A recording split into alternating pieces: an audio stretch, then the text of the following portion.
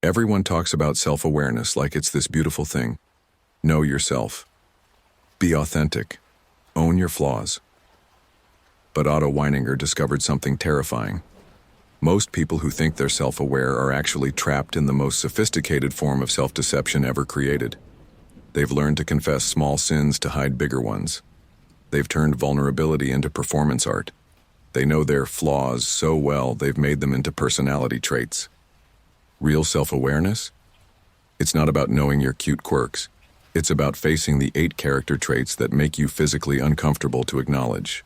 Weininger understood that the biggest enemy of authenticity isn't ignorance. It's false knowledge about yourself. The self-awareness scam. Picture this.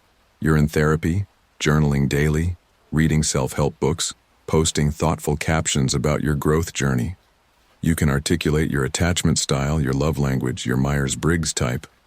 You're the friend everyone comes to for emotional intelligence advice. You're also completely lying to yourself. Weininger saw this everywhere. People who'd become experts at psychological terminology while remaining strangers to their actual character. They'd learned the language of self-reflection without doing the work of honest self-examination. Here's what he discovered. Real character flaws don't announce themselves. They hide behind virtues. They disguise themselves as strengths. They wear the mask of good intentions. The traits that actually corrupt your character are the ones you've learned to frame as positives. This isn't about being hard on yourself. It's about being honest with yourself. And that honesty is going to hurt. Trait 1. The moral superiority complex. You see yourself as more ethical than others. Not perfect, mind you. You're too self-aware for that. But definitely more conscious, more evolved, more principled than the average person. This isn't the obvious kind where you judge people openly. This is subtle. You notice racism that others miss. You care about issues others ignore. You make choices others wouldn't make. You've convinced yourself this makes you morally superior, even if you'd never say it out loud. But here's what Weininger would ask. Do you actually care about justice, or do you care about feeling like a good person? Do you fight for what's right, or do you perform righteousness?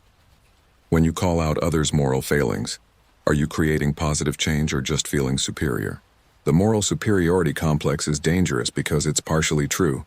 You might actually be more aware of certain issues.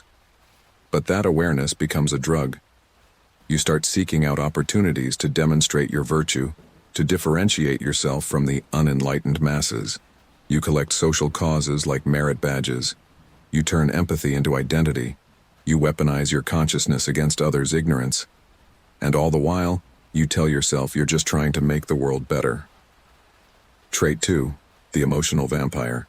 You've learned that emotional intelligence is valuable, so you've become very good at reading people's feelings. You know when someone's upset before they do. You can sense tension in a room. You're the friend people confide in. But Weininger would wonder, do you tune into others' emotions to serve them or to serve yourself? The emotional vampire feeds on intensity. They don't just want to help, they need to be needed. They don't just offer support, they create emotional dependency. They're drawn to drama, crisis, and pain because that's where they feel most valuable. This person becomes indispensable during breakups, family conflicts, and mental health crises. They're the first to offer comfort, the last to leave your side. They seem like angels of mercy, until you start to notice patterns. Their advice somehow always creates more problems. Their support comes with subtle obligations. Their help makes you feel simultaneously grateful and drained. They're not healing your emotions, they're feeding on them. The scariest part? They genuinely believe they're helping. They've confused being useful with being loving, being needed with being valued. They can't tell the difference between empathy and exploitation because they've never learned to meet their own emotional needs. Trait 3. The intellectual elitist. You value intelligence, learning, and deep thinking. You read books others don't, understand concepts others can't, see connections others miss. You've cultivated your mind while others waste time on trivial pursuits. This sounds admirable until Weininger exposes what's really happening. You've turned intelligence into identity, knowledge into superiority, understanding into separation. The intellectual elitist doesn't pursue truth. They pursue the feeling of being smarter than others. They don't share knowledge to enlighten. They share it to demonstrate their superiority. They don't engage in discussions to learn. They engage to win. This person can explain complex theories but can't have a simple conversation. They can analyze others' psychology but can't examine their own motivations. They know facts about everything but understand themselves less than someone with half their education. They hide their emotional immaturity behind intellectual sophistication. They use big words to avoid big feelings. They turn every conversation into a classroom where they're always the teacher and everyone else is the student. Here's the test. When someone disagrees with you, do you get curious or do you get condescending? When you're wrong about something, do you learn or do you deflect? When others share knowledge you don't have, do you absorb it or dismiss it?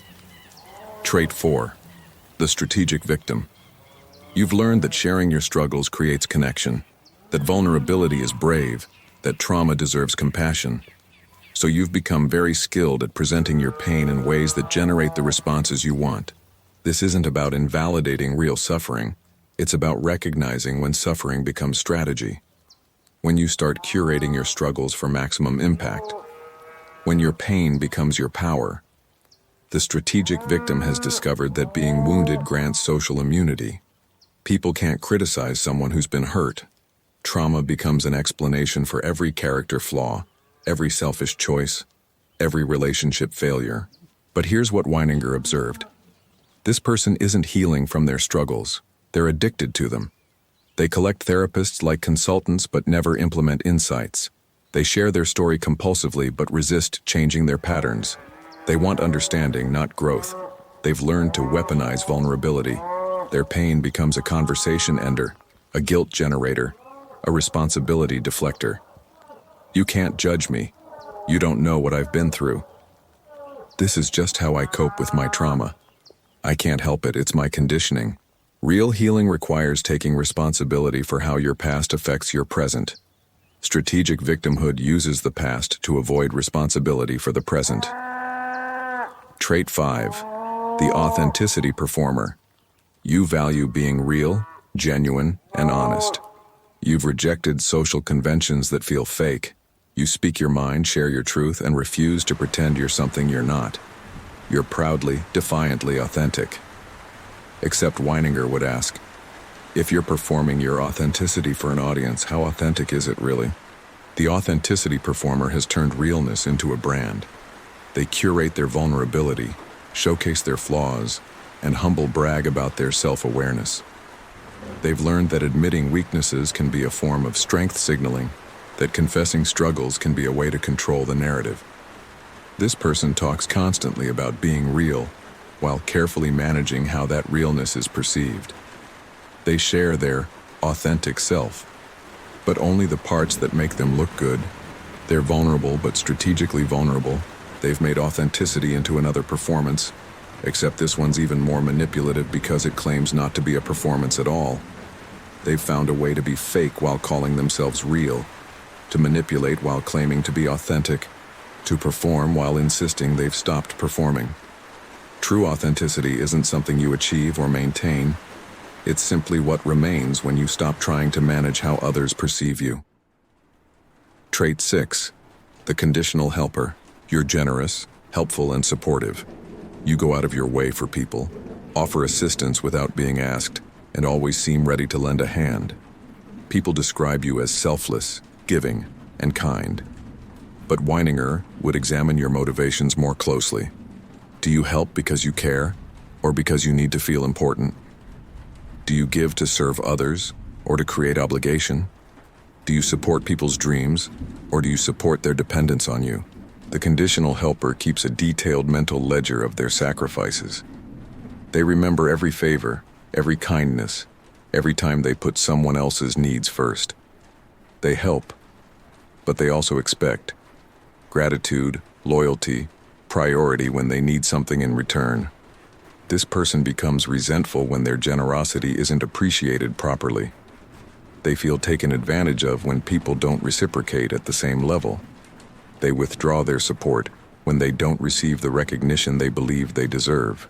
They've learned to use kindness as currency, generosity as manipulation, helpfulness as control. They create emotional debt through their giving, then collect on that debt through guilt and obligation. Real generosity expects nothing. Conditional helping expects everything while pretending to expect nothing. Trait 7. The humble narcissist. You've learned that obvious narcissism is socially unacceptable, so you've developed a more sophisticated version. You don't brag directly, you humble brag. You don't seek attention obviously, you seek it through self-deprecation. You don't claim superiority, you demonstrate it through false modesty. The humble narcissist has mastered the art of making everything about them while appearing selfless. They share their achievements while pretending to be embarrassed by them. They fish for compliments while insisting they don't need validation. They dominate conversations while appearing to be good listeners. This person asks about your problems, but only so they can relate it back to their own experience. They appear interested in your story, but are really just waiting for their turn to share a similar, but slightly more impressive story of their own. They've learned that direct self-promotion triggers resistance, so they've developed indirect methods. They let others discover their accomplishments accidentally. They downplay their successes while making sure everyone knows about them. They act surprised by recognition they've carefully orchestrated. Weininger would ask, "Can you celebrate others without feeling diminished? Can you listen to someone's story without immediately thinking of your own? Can you help someone succeed without needing credit for their success?" Trait 8. The righteous rebel. You see yourself as someone who thinks independently, questions authority, and stands up for what's right. You don't follow crowds, you don't conform to social pressure, and you're not afraid to challenge the status quo. You're a free thinker, a truth teller, a necessary voice of dissent. But Weininger would wonder, are you rebelling against actual problems, or are you addicted to the feeling of being right against popular opinion? The righteous rebel has discovered that contrarianism feels like wisdom, that opposition feels like independence, that being against things feels like having principles. They've confused cynicism with insight, skepticism with intelligence, resistance with strength. This person loves to be the one who saw it coming. They collect examples of popular opinion being wrong, mainstream ideas being misguided, conventional wisdom being flawed. They build their identity around being the person who doesn't fall for what everyone else believes. But their rebellion is often as conformist as what they're rebelling against. They're just conforming to a different group, following different authorities, accepting different narratives. They haven't developed independent thinking, they've just switched teams. Real independence means thinking for yourself, not just thinking against others.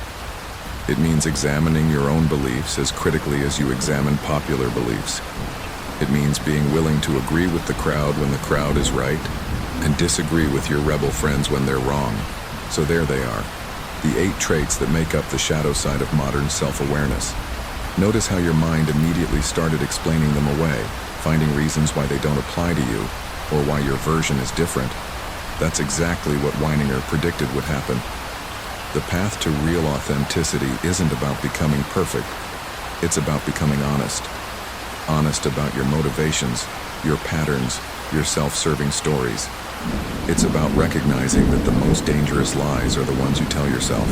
Here's what separates truly self-aware people from the self-awareness performers. They've stopped being surprised by their own capacity for self-deception. They expect to find uncomfortable truths about themselves, so they go looking for them instead of hiding from them. This isn't masochism, it's freedom. Because the energy you spend maintaining false versions of yourself is energy you can't use to become who you actually are. Weininger died at 23, but he left us a roadmap to authenticity that most people are too terrified to follow. It doesn't promise to make you feel good about yourself. It promises something better, the chance to know yourself truly. If this message made you defensive, if you felt the urge to explain why these traits don't apply to you, that's not a bug, it's a feature. That discomfort is your ego trying to protect itself from the truth. Don't subscribe because you enjoyed this. Subscribe because you recognize that comfortable lies are more dangerous than uncomfortable truths. Because you're tired of performing versions of yourself that don't match reality. And if you're wondering what happens when you actually start living authentically, When you stop defending false versions of yourself and start building real ones, then this next video will show you exactly what that transformation looks like. But I'll warn you, once you see how much energy you've been wasting on self-deception, you can never go back to unconscious living. The mirror is cracked. The question is, are you brave enough to look through the break?